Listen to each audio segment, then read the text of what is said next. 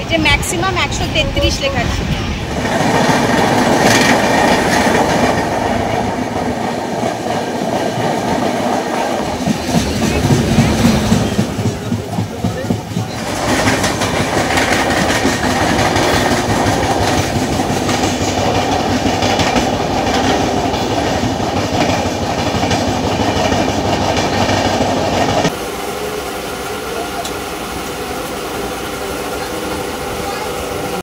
আমরা যখন দীঘা ভ্রমণে যাই, দীঘা পৌঁছে একটা জিনিস দেখার জন্য আমরা অধীর আগ্রহে অপেক্ষা করে থাকি, সেটা হচ্ছে দীঘার সমুদ্র সৈকত।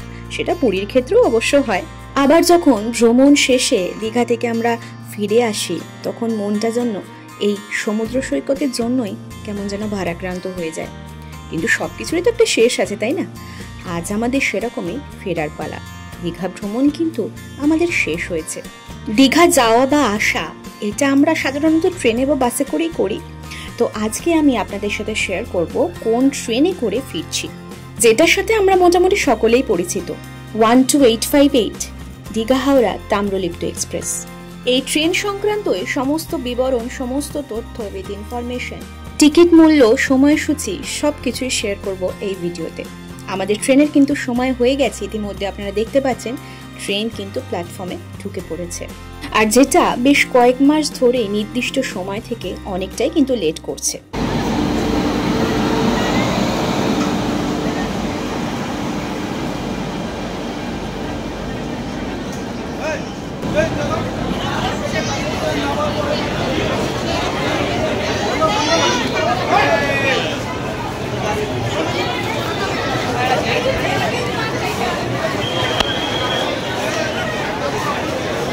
তবে আশা করা যাচ্ছে এই সময় প্রবলেমটা খুব তাড়াতাড়ি সলভ হয়ে যাবে, কারণ এই ট্রেনেতে আপনারা খুব কম মূল্যেতে হাওড়া থেকে দীঘা কিংবা দীঘা থেকে হাওড়া অবধি জার্নি করতে পারবেন।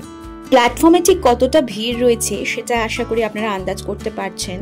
গোটা বছর ধরে প্রচুর মানুষ কিন্তু দীঘাতে ভ্রমণে যান। এই প্ল্যাটফর্মে বা স্টেশনে থাকা মানুষগুলোই কিন্তু তার জলজ্যান্ত প্রমাণ। ভিড় ঠেলে ফাইনালি আমরা আমাদের কোচের সামনে চলে এসেছি। D3 ছিল আমাদের কোচ। এই ট্রেন ছাড়ার সময় হচ্ছে কিন্তু সকাল 10:35, অর্থাৎ 10:35 AM। ভাগ্যবশত আমরা যেদিনকে ফিরেছিলাম সেদিনকে কিন্তু ট্রেন একেবারে কারেক্ট টাইমে ছিল। একটু পরেই প্ল্যাটফর্মে আপনারা টাইমিং দেখতে পাবেন। মন কেমনের পরোয়া না করে দীঘাকে বাই বাই করে বা দীঘাকে টাটা জানিয়ে এবার কিন্তু আমরা আমাদের ট্রেনে উঠে পড়ব। এবার আমাদের ফিরতে হবে আমাদের যার যা নিজের গন্তব্যে। চলুন, প্ল্যাটফর্মে দাঁড়িয়ে অনেক কথা হলো, এইবার ট্রেনে ওঠা যাক। ট্রেনে উঠে বাকি ইনফরমেশনগুলো দেব। আমাদের কোচ ছিল D3, এর আগেও বললাম, ছিল হচ্ছে সেকেন্ড সিটিং, যার মূল্য হচ্ছে 100 টাকা, মানে 105 টাকা মতো। খুবই কম প্রাইসে কিন্তু আপনারা যেতে পারেন। আচ্ছা, এই ট্রেনের কোচের মধ্যে দেখুন ওপরের যে সেলফগুলো রাখা রয়েছে, মানে বাঙ্কগুলো রাখা রয়েছে, এখানে কিন্তু আপনারা প্রচুর লাগেজ রাখার মানে ব্যবস্থা কিন্তু রয়েছে, যেটা একেবারে ট্রান্সপারেন্ট। মানে আপনারা সিটে বসে কিন্তু বাঙ্কে থাকা লাগেজগুলো খুব ভালো করে কিন্তু আপনাদের ভিজিবল হবে। প্রত্যেকটা সিটের পিছন দিক করে এরকম করে একটা অ্যাটাচড সেলফ রাখা আছে, রয়েছে কিন্তু বটল হ্যাঙ্গার, এখানে আপনারা বটল রাখতে পারবেন।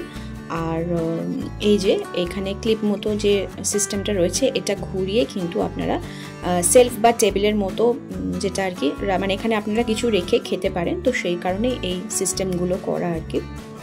দেখুন এখানে প্রত্যেকটা সিটের পিছন দিকেই কিন্তু এই অ্যাটাচড সেলফ বা অ্যাটাচড টেবিলগুলো কিন্তু দেওয়া রয়েছে।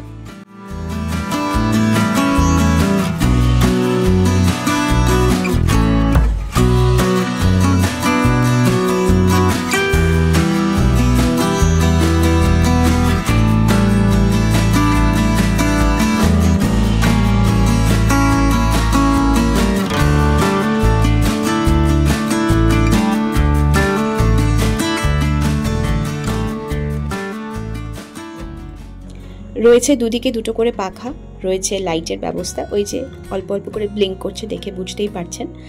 এখন কোচ মোটামুটি কিন্তু ভালোই ফুল হয়ে গেছে, ট্রেন জাস্ট ছাড়ার অপেক্ষা। এই ট্রেনে কিন্তু আপনারা 3 রকমের কোচ পাবেন, জেনারেল কোচ, সেকেন্ড সিটিং এবং এসি চেয়ার কার। আর শুরুতেই প্রত্যেকটা কোচের ফেয়ারগুলো একটু আপনাদেরকে শেয়ার করে দিই। জেনারেল কোচের ফেয়ার হচ্ছে 85 রুপিস। সেকেন্ড সিটিং অর্থাৎ আমরা যে D3 কোচে জার্নি করছি সেই কোচের ফেয়ার হচ্ছে 105 রুপিস এবং এসি চেয়ার কারের ফেয়ার হচ্ছে 375 থেকে 380 রুপিস মতো। তো আমাদের ট্রেন জার্নি কিন্তু অলরেডি স্টার্ট হয়ে গেছে, প্ল্যাটফর্ম থেকে ট্রেন কিন্তু ছেড়ে দিয়েছে। সো আবারও দীঘাকে টাটা জানিয়ে আবারও খুব তাড়াতাড়ি ফিরবো এই বলে আমাদের এই জার্নিটা আবার নতুন করে শুরু করছি।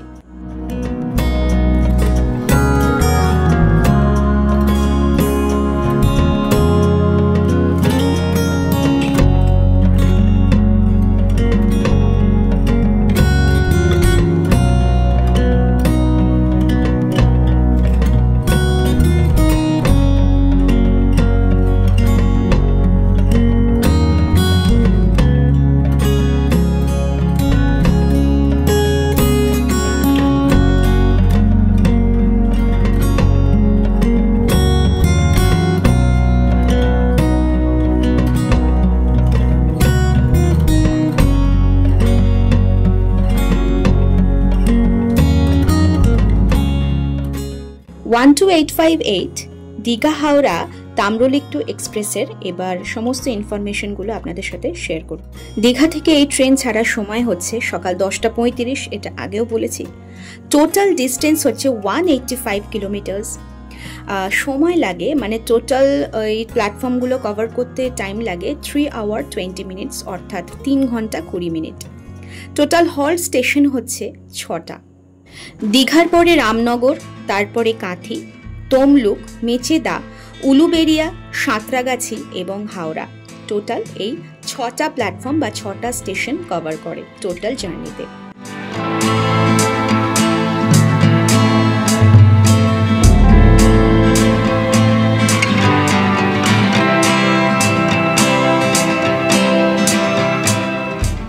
এই ট্রেনের অ্যাভারেজ স্পিড হচ্ছে 56 কিলোমিটার পার আওয়ার এবং ম্যাক্সিমাম পারমিসিবল স্পিড হচ্ছে 130 কিলোমিটার পার আওয়ার, যেটা মোটামুটি মেছেদা এবং আন্দুলের মধ্যে এই স্পিডটা ওঠে।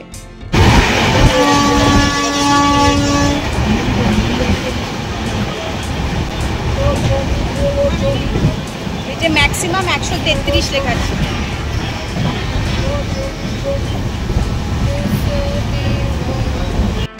সকাল 10:35 এই ট্রেন দীঘা থেকে ছেড়ে দুপুর 1:55 অর্থাৎ মোটামুটি দুপুর 2টো নাগাদ হাওড়াতে পৌঁছে যায়।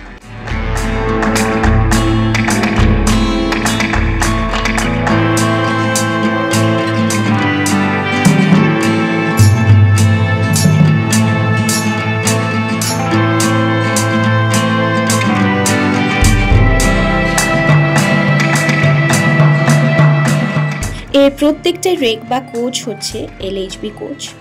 এই ট্রেনের টিকিট অ্যাভেলেবেল মোটামুটি ভালো হলেও ক্লিনলিনেস এবং পাঞ্চুয়ালিটি কিন্তু অ্যাভারেজ। প্যান্ট্রি ক্যাটারিংয়ের কিন্তু সুব্যবস্থা রয়েছে। প্যান্ট্রি ক্যাটারিং, অনবোর্ড ক্যাটারিং এবং ক্যাটারিংয়ের কিন্তু সমস্ত সুব্যবস্থাই কিন্তু এখানে রয়েছে। মিলগুলোর প্রাইসগুলো একটু আপনাদের সাথে শেয়ার করে দিই। ভেজ মিল হচ্ছে এখানে 80 রুপিস, নন ভেজ মিল হচ্ছে 100 rupees. Cake, biscuit, cold drinks, chips, এছাড়া টুকটাক মুখরোচক জিনিস তো অলরেডি এই ট্রেনেতে আমরা যখন জার্নি করি সেগুলো খেয়েই থাকি। এই ব্যবস্থাগুলো কিন্তু আপনারা পেয়ে যাবেন এই ট্রেনেতে।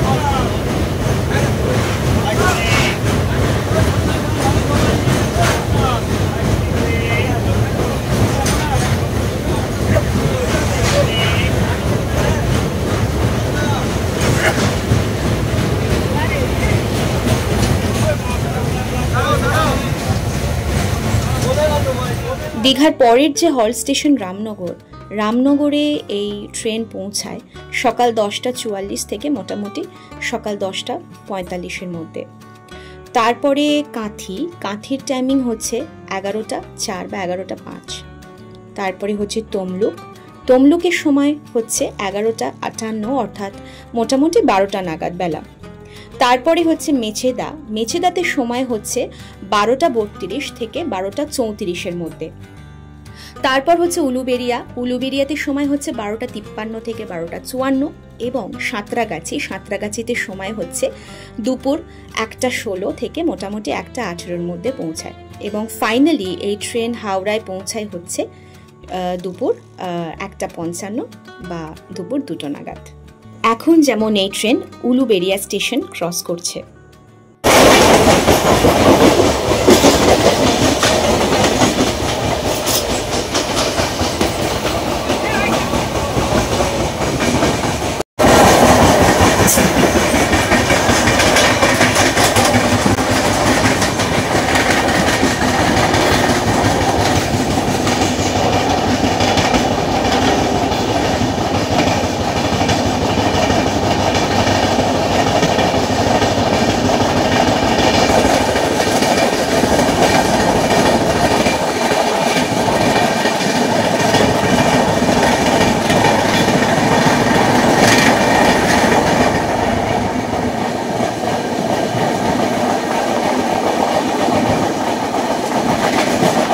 বৃষ্টি তো আমাদের সকলেরই মোটামুটি প্রিয়, আর ট্রেন জার্নি করতে করতে সেই অনুভূতি যদি পাওয়া যায় তাহলে তো দারুণ ব্যাপার। সেই অনুভূতিটাও কিন্তু আমরা পেয়েছিলাম ট্রেন জার্নির সময়, হালকা এই ইলশেগুড়ি।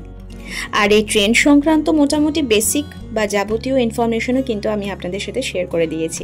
আশা করি ইনফরমেশনগুলো বুঝতে আপনাদের কোনো অসুবিধে হয়নি।